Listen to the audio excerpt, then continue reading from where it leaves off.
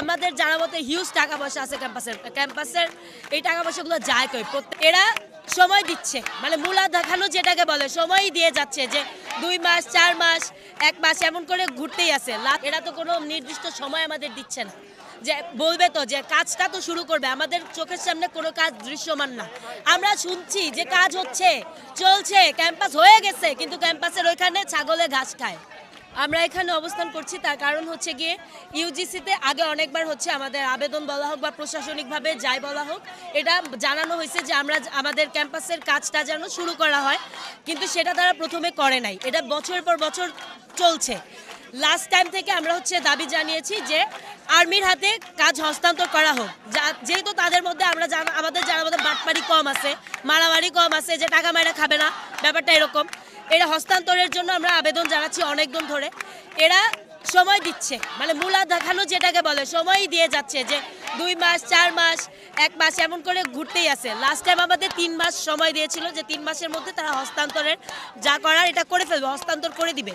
কিন্তু 3 মাস পার হয়ে যাওয়ার পরেও তাদের কোনো ইয়া নাই, মানে খবরই নাই এদের, মানে কোনো মানে মৌখিক যত কথাবার্তা, মানে বুঝ দেওয়া যারা বলে, এরা আসে সান্ত্বনা দেয়, এরকম একটা ব্যাপার চলতেছে।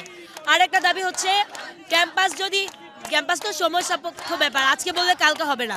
কিন্তু আমার যে ভাই বোনেরা রাস্তা থাকে, এরা লিটারেলি পুরান ঢাকায় বাসা ভাড়া নিয়ে থাকা মানে যুদ্ধ, মানে এক একজনের বাপের কোটি কোটি টাকা ইনকাম না থাকলে এখানে ভালো মতো সার্ভাইভ করা পসিবল না।